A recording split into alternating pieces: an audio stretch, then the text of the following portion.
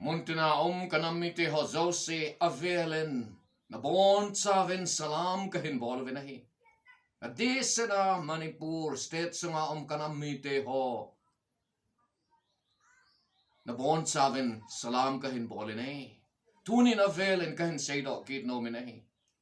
Nam ngai lut na zala nam dinga gel chan gela alung le thamang cha sei chan seya sut chan suna nam khadhina wa irai no din pi a sei chan seya sut chan sun. Human right activist Dr. Mark thangmang Haokip man in ometi heaven Hichi hen wa ponin muntina anami ten ponat na kinayin. Hichi chungchang tudol hen a de sana mani pura nammi te hon muntina Kijotna nanevin. Daylo na en Kijotna nanevin. Lhadoh dingen na thumovin ahi. Hichi hi video za chom akona hungkipi kamovin kakipa pile zingavin ahi. Ye chun tunia kahen sing nom chu.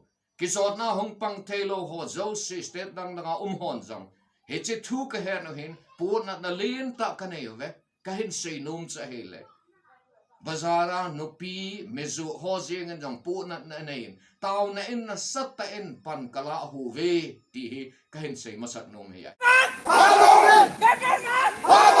We want justice! We want justice! We want justice! We want justice! Justice! Pardon! Pardon! Pardon! Justice! Justice! Justice!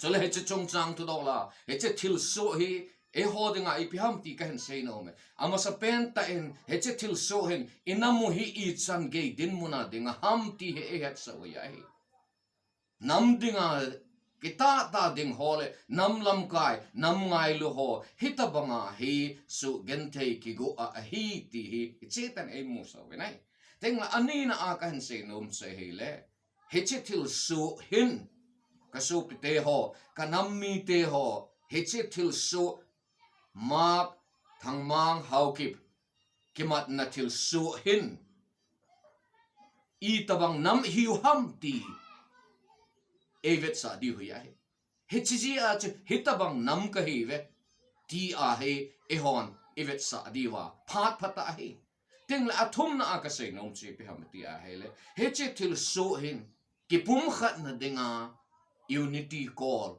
ki pum khat na dinga tha khat na idin na diwa eko khom naw banga ikila diven can say do no me nai Justice! We want justice! We want justice!